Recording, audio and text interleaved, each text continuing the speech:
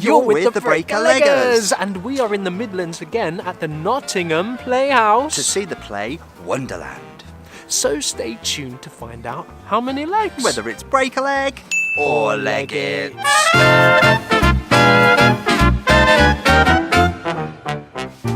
It's great to have you back with us. In fact, it's great to hear from you. Yeah, we've had some great comments recently, including from Karina Blacktie, so thank you very much. Yes, keep your comments coming. Any theatre you're excited about, this production, comment below and subscribe.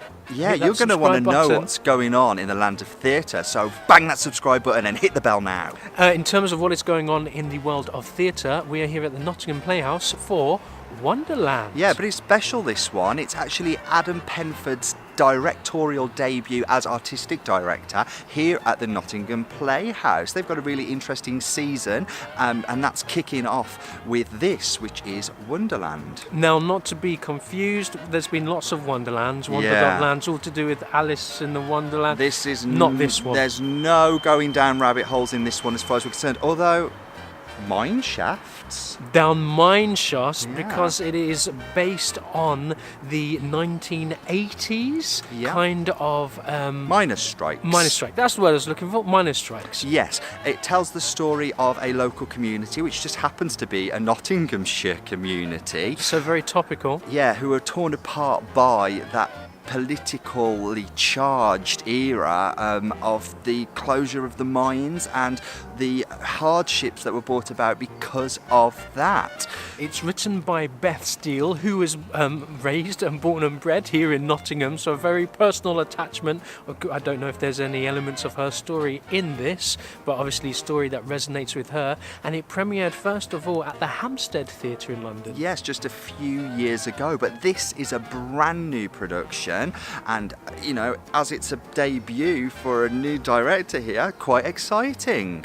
2 acts, around 2 hours 20 in total, but we're going to catch up with you again at the interval. See you then. So we've come to the interval of Wonderland here at the Nottingham Playhouse, which means it is time for the Break-a-Leggers 30-second interval breakdown. Go! What did you think so far? I really like it. There's a real nice energy. The casting seems to be really nice. I love the set. A nice amalgamation of movement, of song, a story that I vaguely know and am interested in. How about you? Yeah, I think it's really sophisticated as a piece, actually, staged beautifully, and I am compelled. I feel interested into what's going to happen next and engaged throughout. I'm looking forward to going back in. All good all round so far.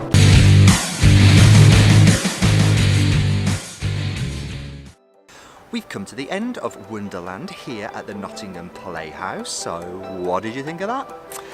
Do you know, I really enjoyed it, actually. It's a very well put together piece with a very strong cast. I didn't feel the story was entirely original.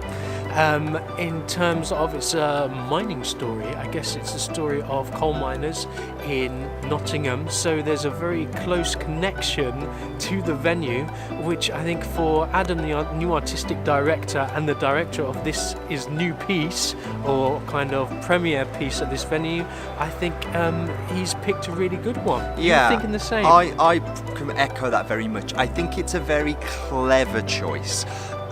Maybe bordering on safe, but, you know, as an introduction to his, you know, helmship of the Nottingham Playhouse now, then that's what you want. You want something that's going to draw a local audience's attention to this venue and see what it now has to offer. I think he's played an ace card here. Yeah, I don't know if it was entirely safe because it's, I see what you mean, it's got a very strong connection, which is more clever, I think, than safe, because it's got some fantastic fruity text, it's got nudity in it as well, so it's already saying, you know, this is who I am, I'm not afraid of taking on these big issues and, you know, laying people bare and working with them literally bare.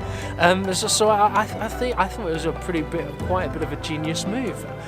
Really nice use of choreography, song throughout. However, kind of getting onto more of the negative sides, that it's almost a play of two acts. The first act is very dynamic, Funny. funny. There is humour in the second act, but it's more in the first act, when you're getting to know the miners and the relationships and kind of how they see the world, how different it is to everybody else, and the kind of set up the difference in class system from what's going on in the mines and what's going on in government. London and Parliament and government. So nice contradictions there. But the second act was very different. What do you think? For me, in the second act, it's slightly derailed slightly. I felt it was definitely the setup in the first act had it heading in a particular direction. In the second act, it seemed to become a bit of a kind of peppering of ideas. It became a bit shotgun, and I felt it lacked focus in the second act. It's just the power of the first act, and as you mentioned, the dynamicism of the subject matter and the way that the story was being told just set things up so strongly that it had to maintain in the second act, and for me it just didn't quite get there again. It got to real heady heights in Act 1 and just struggled with the uphill climb for the second act. Yes, I've got to agree. I came up first act thinking it was fantastic. Second act, I feel as if the story is complete, but again, kind of know what happens in the story, as long as you've done your history lessons. So there was nothing entirely new there apart from seeing some betrayal firsthand. Like all times when we come to the theatre, or mostly when we come to the theatre, I do again feel very educated. There's a little more kind of pieces of that piece of history and the dynamics of relationships. And I mean, Margaret Thatcher, there's so much venom towards her from many people from these mining communities. I've never fully understood why. I think this piece does show quite clearly that it's almost a war. There was a war going on. Absolutely, and it was a civil war, it felt like. Yeah, and a war of it. classes as well. I think this is explored in more political depth than, say, the likes of Billy Elliot, which is told, in a more undertone. Yeah, it's sort of it's there propping the story up, but it's not its main focus. In this, it is heavily political. It is heavily about the divide in the country, and heavily in the divide of its people and those communities. Friends. Absolutely. Yeah. Which is a tragedy, really. Now, I would argue that are we seeing a little bit of that at the moment? Is it harping to Brexit again? It brought me into that sort of mindset of people living in these same communities that have very differing, very opposing ideas about what they think should and should not happen to the country. There's a little bit of that, so it's relevant in that sense. At least that resonated for me. Also, the betrayal that people felt by the Tory government that they'd elected, which I think again is maybe the NHS at the moment, for example, and the way that's being torn apart by the Tory government.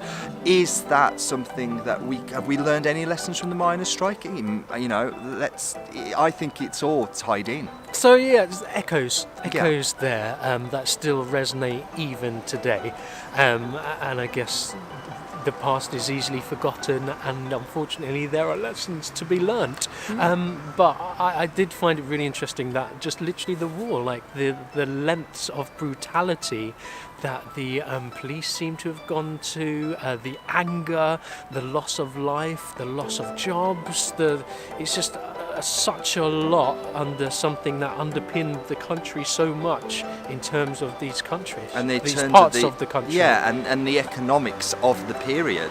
It was beautifully staged, I've got to say. Lovely lighting, set. sound, set, all absolutely bang on. Yes. Lighting by Jack Knowles. The lighting really was notable. Yeah, beautiful. Beautiful side lighting. Incorporated into the set, because the set was literally the inside of a coal mine, so they brought stuff in. The set as well, who was done by? The set was designed by Morgan Large. Great work. And also, I think the movement director, Naomi said, definitely need to shout out. Put in choreography, there was a lot of that in this, in subtle ways and then more overt ways, into a piece that's a working class tragedy. It's a bit of a gamble. It's a bit, it's a bit non-typical, but I thought it worked beautifully, and I thought it really added to the dynamic of the piece. Yeah, and it was really strong as well, really sharp from the cast. Direction then, what did you think of Adam's direction? I've got to say, Adam, stellar job, really. I mean, you brought something that's drawing a lot of attention to Nottingham Playhouse, which is a fantastic achievement, a lovely venue that needs to be put more firmly on a local people's map. If you're in this area, you know, this is a great venue that does some really interesting drama, and I think with Adam heading things up, it's going to go from strength to strength. Yeah, I think they're putting on their first musical, Sweet Charity. They haven't put on a musical, like a big main musical, in years, Decades, I don't think, possibly. here. So, I mean, I think a real fresh approach, and I could see a real fresh approach here. Any performances that stood out to you? Yes, I particularly loved Harry Heppel as Spud. I thought he was great. He actually probably gets the best story arc as a character. He does go on a very, he comes out at the end a very, very different person than the person that we first meet in the play. And I thought Harry pulled that out the bag really, really well. Yeah, there was someone that stood out to me, and that was Decca Wormsley. Hopefully I've said that right, Decca Wormsley. I thought he was fantastic. He was kind of the leader, the expert, like the chairman of the whole. The one who'd been down in the pits and had all the experience, and if loyalty was king to him, and you know, he kept everything in order. He was there to sort everybody out if things go wrong as well. Yeah, kind of he part really father good. figure, part boss, part mentor. Yeah, but ultimately a working class hero, really. Someone very proud of his roots, and he was very believable, I would say. Yeah, I liked him a lot. They're just two people that stood out to us. I've got to say, the whole cast I thought was really good. Yeah, energy. I got a real sense of trust amongst them all as well. Like I could believe that they were old buddies, old work pals, and they seemed to really understand each other as actors, and that was a lovely thing to see. Yeah, it's a full male cast as well. Many of them, most of them, I would say, doubled up as well, so different accents being played with, different characterizations, and it was beautifully executed by the whole cast. 10 of them. 10 of them. So, I bet you're wondering, how many legs? Well, for this piece here at the Nottingham Playhouse, Wonderland, we are going to give... Four legs. A really strong debut from Adam Penford. I think it's something that local people are going to be talking about for a long time. I think they're really going to resonate, and most importantly, they're going to have a reason to want to come back to this venue because they'll have seen something that means something to them. Yes, really strong, bold storytelling, bold choices in its presentation. I'm looking forward to the other things that are on this programme later on in the year. Yeah, this season has some really interesting highlights. Sweet Charity that was mentioned earlier, that's just been announced, and also The Madness of King George III, starring Mark Gatiss. I mean, talking about a strong British actor, I mean, wow, what a coup to get him. Another great thing the Nottingham Playhouse are doing, I've noticed for at least one performance in every one of their own productions, is a pay what you can show. So you can come along to this box office and pay what you can. The tickets go on sale on that day, and whatever you can spare will get you a seat for this show. Theatre is typically, elitist. Yeah, it's expensive. It has this stigma of being elitist and putting people off because of the prices. At Nottingham Playhouse, they're trying to tear that down, and you can come and see some great quality theatre for whatever you can afford. I mean, what have you got to lose? Yeah, like literally. You should come see for yourselves. Absolutely. You have literally very little to nothing to lose. We hope. Yes. If you have, then please let us know, because that's what we thought. Yeah, what did you think? We love receiving your comments, so let us know down below. We are the Breaker Leggers. And we'll catch you again soon. Bye!